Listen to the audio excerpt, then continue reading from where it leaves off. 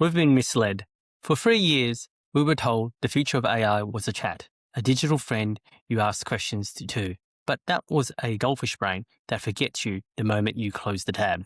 Look at the numbers. OpenClaw didn't get over 300,000 stars on GitHub just because people wanted a better chatbot. It happened because we're done talking to AI. We want AI to work. We're officially leaving the chatbot era and entering the era of the agentic code worker. And the secret isn't just a smarter model, it's the harness. To understand why your workspace looks different this month, you have to understand one of the architects who built the infrastructure. Long before the Lobster went viral, Harrison Chase was a statistics and CS student at Harvard. He wasn't a hype man, he was a data guy. At the fintech firm Kenso, he led a team focused on entity linking, the high-stakes job of connecting messy, disparate data points into a single source of truth. This was context engineering before we had a name for it. In October 2022, Harrison pushed a tiny 800-line Python package to GitHub called LangChain.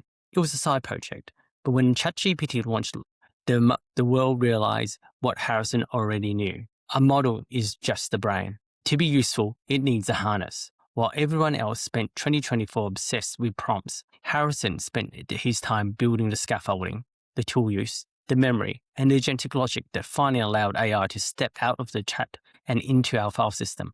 By March 2026, his work on the Nemotron coalition with NVIDIA turned the harness into a potential global standard for the modern enterprise. But a harness is only as good as its memory, and that is the breakthrough of 2026. With the release of Claude Opus 4.6 in February, and hit the 1 million token window. That is roughly 750,000 words. That is your entire project history, every Slack thread, every Jira ticket, and 150,000 lines of code, all held in the AI's active memory at once. This is why Claude Code became the gold standard for devs this year. It uses a persistent context layer, a harness that lives in your repo via Claude. You don't prompt it, you onboard it. It remembers your technical debt because it lives in the same workspace you do. Now here's the part most people are missing. If your AI coworker has a 1 million token memory and the power to move your company's money, it's no longer just a tool, it's an insider. This is where companies like Exobeam comes in.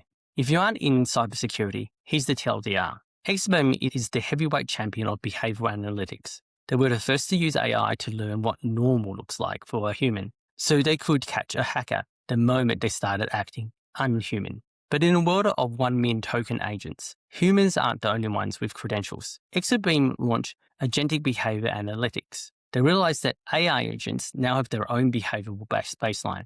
For example, the summary agent that suddenly starts downloading the entire HR database, the coding agent that starts calling an unsanctioned API in the middle of the night, the token spike if an agent is being jailbroken or fed malicious prompts to leak data. Systems like Exobeam's engine would aim to detect these anomalies in real time. We moved from prompt engineering to agentic governance. You don't just manage the code your AI writes, you manage the behavior of the digital workforce it's becoming.